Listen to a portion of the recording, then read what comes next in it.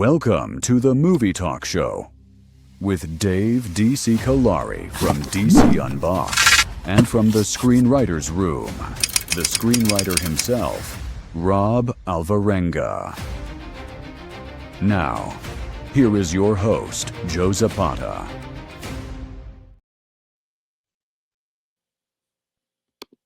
What's up, guys? We were off last week, but now we're back. We were supposed to have actor Eric Zamora on, but actually he had an issue and had to cancel. But he said he will be back on next week, so we'll have him on to talk with us.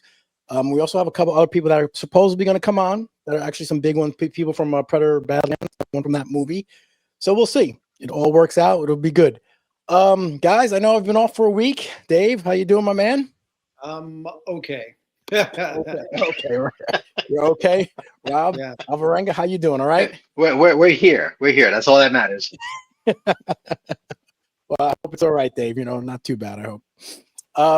So we had a bunch of stuff going on, and actually a lot of deaths coming on, and that recently just happened. So I just kind of touch base on that, give our condolences. And first, we had James Van Beek, who actually passed away at 40 years old, very young, passed away from cancer. I remember him from Dawson's Creek. I don't remember from anything else, really. I think Varsity Blues. But I was not a big James Van Beek fan, but I do my condolences. Rob, do you know anything about James Van Beek? Were you surprised with this? I don't know if I can see you. 1 second. Oh, there you go. Yeah. No, I didn't realize he was. I knew he was sick, but I didn't realize that he was, to this stage. So, sad. I mean, he super young. He was battling this, and he, fought where he could. And, unfortunately lost his battle. So yeah, rest in peace. But as far as like his remembrance, so, I sort of grew up, but not really with, when he was big, Dawson's Creek was the biggest thing, when I was growing up, and I just remember that, everybody was, a lot of the females were just like raving about this show, like this guy's so cute, whatever, stuff like that. And I'm just like, all right, it's a chick show and stuff like that. But I actually caught a few episodes. I'm like, all right, this guy seems all right. Mm-hmm. He's got a charisma about him. Kind of like he's just one of those guys that's like, he has a presence about him, and it showed in that show, and that's what I think the reason why it lasted as long as it did. Later on, I really appreciated, how he was just self-deprecating of that role. He showed up in Scary Movie, as the Dawson. Mm-hmm. And then he does this cameo with Jay and Silent Bob Strike Back as he's playing Jay, which I thought was a really funny moment. Mm-hmm. And it made me like really look at him again, I'm like, this guy's cool. I really like him, and I mean, I'm looking at his body of work. He didn't really have a lot that I guess people would just like say, oh, oh wow, I remember, him outside of Dawson's Creek. I know he has some show, he went on, I think CIS. I think he was a regular there for a little bit and stuff like that. But you always got a sense he's one of those guys that just seemed like it was just a joy to be with, really just super nice. Every single time he spoke with a type of like, kindness in his heart, genuine guy. Like he didn't know how to be anybody else. So, it's always sad to see people like that, have to deal with like what he had to deal with. So, prayers to his family, and, as they go through this time. But yeah, he'll always be remembered as the Dawson, So. Yeah, exactly. Dave, do you remember James Van Beek in Dawson's Creek? Yeah, I mean, I didn't watch it, but Dawson's Creek was a huge show. And, it's one of those shows where you probably didn't watch it, but you knew about it. And it was always just kind of in the background. It was just one of those shows, one of those formative shows as we were growing up. Mm-hmm. And even to Rob's point, when he was in Jay and Silent Bob Strike Back, and Jay is, holy shit, you're the Dawson. Like, what's up with Joey's stealing pacey from you, man? If I was you, I would have drowned his ass in the creek and shit. And he's like, you actually watched that show? It's just whether or not he really believes it. Because, sometimes you can be in a thing and be like, I'm surprised this is as popular as it is, but I'm doing it.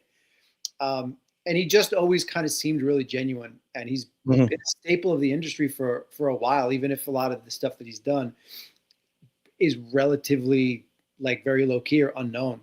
Yeah. I didn't know he was this sick, and it's real unfortunate. I'm the same exact age, Wow. and you know, there was a video that he had done talking about how this was the hardest year of his life and what it had meant to him to really kind of rediscover who he was. And his final message as he was signing off the video was like, um, he's like, I realized like I'm worthy of God's love, and if I'm worthy of God's love, shouldn't I also be worthy of my own? And I think that's a really great message for just people in general who might be struggling, and Yeah. then just someone who knows he's staring his mortality in the face. So I really commend him for trying to do whatever he could do, knowing what was literally around the corner for him. Yeah. Tough situation. Rest in peace. And also, we had another, actually, someone else passed away. Robert Duvall, legendary actor, nominated 7 times for an Oscar, won it for Tender Mercies in '84, The Godfather, Apocalypse Now. I mean, I loved him in The Judge with Robert Downey Jr. Great, acting performance there. Dave, do you remember Robert Duvall? A great actor. Yeah, I mean, he's also one of those guys he's just a legend. He's been in so many things, so many iconic roles. The last thing I did see him in was The Judge, and I thought he was excellent in that. Yeah. And his work was impeccable. And then even a lot of the things I'd seen some of his friends and other actors post online were just like, he was so dedicated to his craft, but he also stayed very grounded, and like his dedication to his family. So I guess not your typical what you would consider like a Hollywood star, right? Like everyone knows who he is, who he was. Everyone knows so many of the roles he had, but I think outside of whatever movies he was in, he was relatively low key about his life. Yep. Rob, did you hear about Robert Duvall? What did you think about that when he passed? Yeah, I did hear about him, and you know, this one is this was under the category of like, you know, a titan in the acting world, in the industry, because his body work is like it's impeccable, and he's one of those actors that's a scene stealer. You know, Mm-hmm. you know, the movies that, you know, people will remember him. You know, Apocalypse Now, you know, The Godfather and stuff like that. But even movies like, you know, Gone in 60 Seconds. You know, whenever he was in, you know, he was like the mentor or guide to, like, you know, Nicolas Cage's character, Mm-hmm. and every time he was, you know, on screen, you're like, man, you just love seeing this guy on screen. It's just like you know, he just, you know, the way he just, you know, just stole, not just stole the scene, but he made everybody around him just kind of like seem better, you know. Mm-hmm. And I guess that's like almost like the definition of like a true supporting actor is, you know, it's he's strong enough to be, you know, a power in his own right, you know, but then when he's in that supporting role, he's making everybody, you know, around him, you know, kick up their game.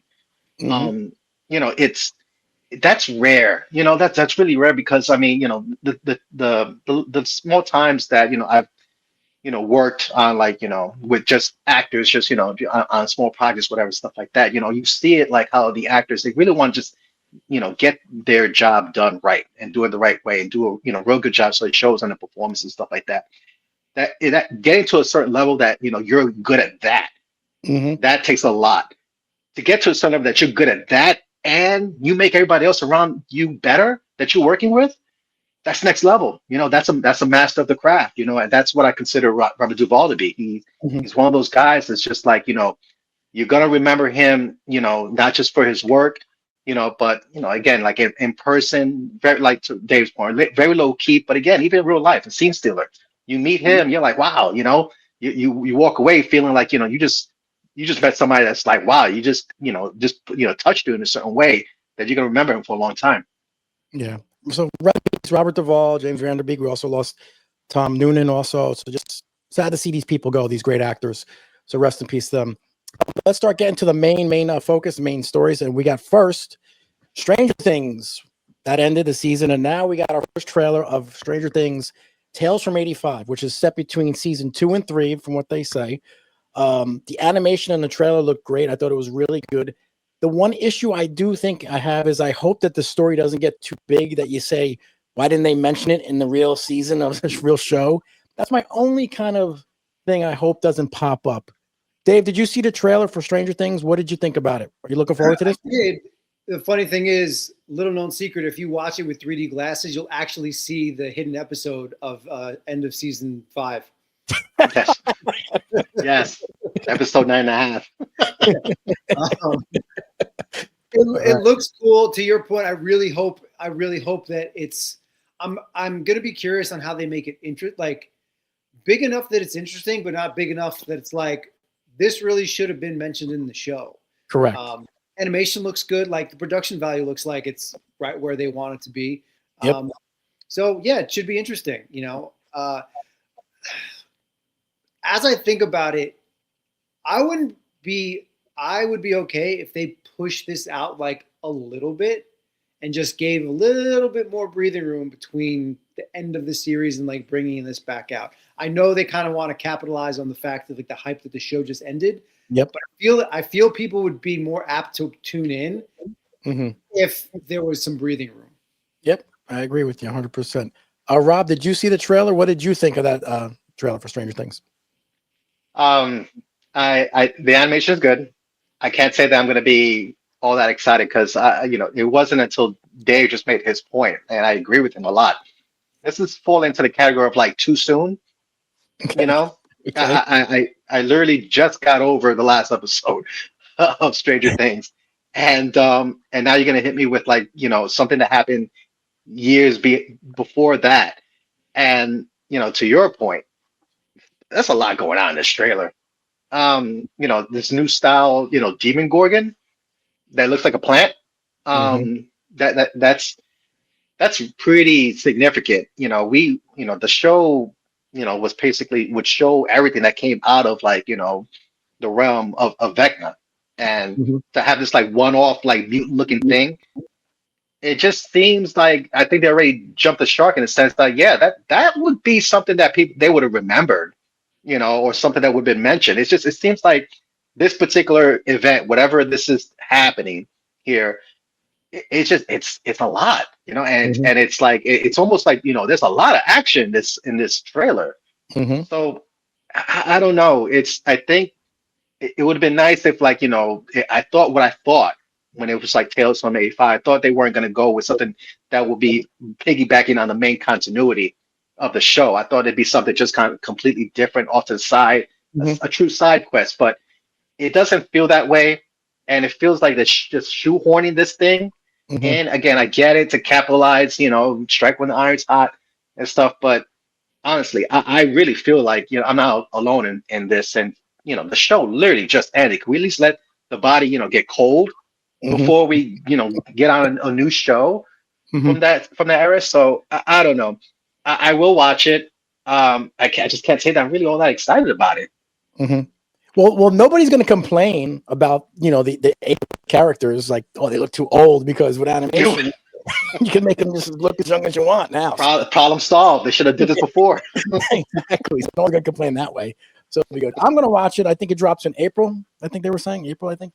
So yeah, we'll wait and see what happens. All right, guys. Now this next show that actually the trailer they debuted was Spider-Man Noir. They dropped with Nicolas Cage. Now I don't know too much about the character, but I did see the trailer. It's going to be coming on Prime. It looked really good. Remind me of like Sin City type of way. Looks great. The tone looks great. Optics look great. I just don't know enough about the character to tell you. Maybe Rob, you can tell me. Do you know about this character? Are you interested in the Spider-Man Noir? You're a big Spider-Man fan. I am. I mean, it's look. I know. I get it. I'm biased. So I'm the Spider-Man guy here. But so anything Spider-Man, I'm gonna be in on. But genuinely, I can be objective about these things. Okay. And yes, I do know about the character. It's one of those characters that, had its one-off, but became popular, similar to like what happened with Spider-Punk. Okay. And plus his appearance in Inside the Spider-Verse also, reminded people and in some cases introduced audiences to this version of Spider-Man, Ben Reilly. So, it's the same Spider-Man story, except that, this is taking place in the 20s. This guy, I can't remember if he was a private eye in the comic books or not. Probably is, because nowadays is usually comic accurate and stuff like that. But it's a cool wrinkle. And the thing that I like about this is that Nicolas Cage is actually pretty perfect for this because this is an older Mhm. Spider-Man. Um, and he just loves these like I know Nicolas Cage and what I've heard him say is that he likes these types of like opportunities to have like that balance between little weird versus like campy versus sort of serious. He's like he's like a go full Cage on this, Mhm. but you could tell in the trailer that you're gonna get a little taste of it, which I think this character quite honestly needs. Mhm. Because what I remember, with the source material, it's a very bland type of like take. It's a different scenario, different set of like sort of powers in a bit, in a sense, but for all intents and purposes, it's the same storyline. He's gonna have his own Uncle Ben that dies. Mhm. That's gonna propel him into the being a Spider-Man. Mm. I do like the approach. I like that I think you have an opportunity to watch this thing. Hopefully, it comes out black and white first, and I know they're gonna eventually do it the color version. But this is keep it black and white. It has like you said, Sin City type of vibes to it as well. Mhm. And the fact that Nicolas Cage is lending his immense talent to this Mhm. character, I think this is going to be really, really enjoyable. You're going to see a lot of Spider-Man characters in just a different light. And all I can say is that it's going to be enjoyable. I'm really looking forward to this. Okay. Dave, are you a Spider-Man fan with Spider-Man Noir? What about this? I What do you feel think? like that was the least objective thing I've ever heard Rob say. And I really tried. So I can appreciate his enthusiasm. I think it's a great character to put up there. Um, his Nicolas Cage really worked in the Spider-Verse. Like the animated version of that character with everything that Nicolas Cage does, I think worked really, really well. Um, I I don't know how everyone's going to respond to it in live action, um, but it looks good, and Mhm. we kind of he looks like he's going full tilt, so full send on this. So it could be very entertaining. I'm like right down the middle. Um, Mhm. I think, and the other thing, and Rob can answer this when it says with no powers comes no responsibility. Like what? He's got no powers for a period of time. Yeah, true. Because he doesn't have the full Spider catalog of powers, if you will. Oh, he Okay. You doesn't? know, Okay. yeah. Um, and it'll probably be because the trailer said like either watching black and white or like whatever Technicolor or whatever it was. So you'll probably be able to just select it on your remote and Mhm. choose which one you're going to watch. I would rather watch it in black and white. Like that's also kind of the allure of it. Yeah. It's, if you're going to make it more of a period piece, keep it to that. So Yep. we'll see. We'll see. You're Amazon definitely, Prime. you're definitely, there's, you're definitely, Rob's going to stream it at least 3 times over. So that's going to help. Three. Come on. That's going to help the Right. streaming numbers for sure. But I'm interested to see what it does.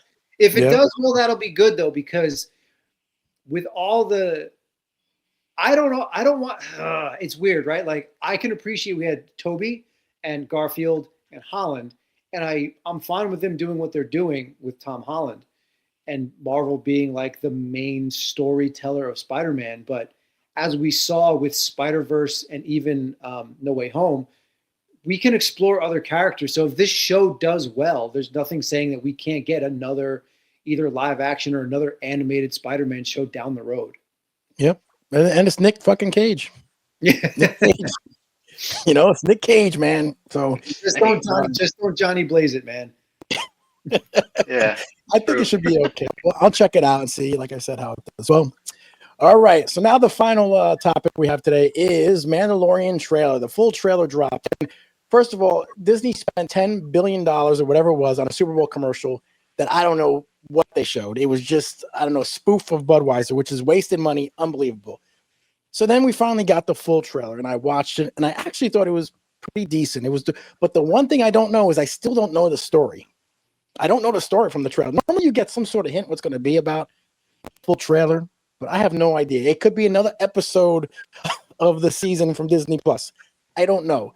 So that was the one thing that kind of bothered me about the trailer. But I thought overall, I thought it did a good job, made me interested. I'm a Star Wars fan. First movie since Rise of Skywalker going to hit theaters. Dave, did you see this trailer? What did you think of it? It looks like a real Star Wars movie. This last trailer, I thought was actually pretty good. So the teaser and the previous trailer that was released, I thought they were good, but it just kind of those I thought really looked like just an extended episode of The Mandalorian. Correct. Kind of running on the Grogu shtick. And I was like, all right, this could be entertaining. This looks like it's a little bit more fleshed out. Like the world is definitely bigger because it's not shot in a cupboard with a green screen, which is nice. Sigourney Weaver's in it, so you do have like a little bit of star power, and it just does seem like it covers more ground, and it seems like it's a Star Wars story that just happens to have the Mandalorian and Grogu in it.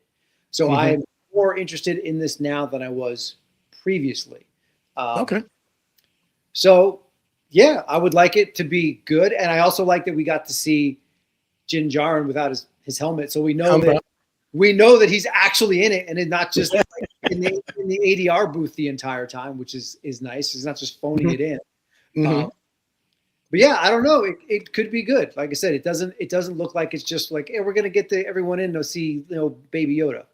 Yeah, exactly. I mean, Rob, what did you think of the trailer when it dropped? I thought it was really good. Just to put a bow on that Super Bowl spot. Yeah, I don't know what that was. It kind of made I was concerned. I'm like, this can't be it. No, This can't be it. At least give me something that says, check out the full trailer online. They didn't even give you that. They didn't give you that. But yeah, really weird. But they got that Disney money to throw away, so whatever.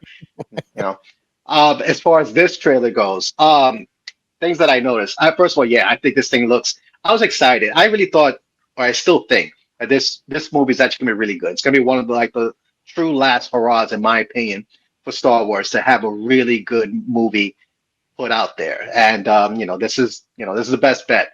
You have everything you love about Mandalorian and Grogu. You see the chemistry. You see, like they're together. It's cool just seeing them. Just fly around. Fighting stuff like that. It's really really cool.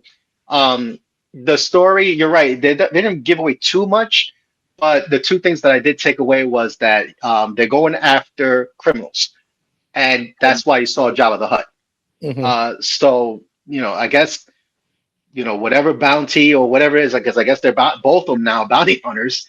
They're going after guys that I guess have either remnants or are trying to get the Empire back to where it is or where it should be. So that's kind of the vibe or gist that I got from it. I like that they're exploring the criminal world of the Hutts.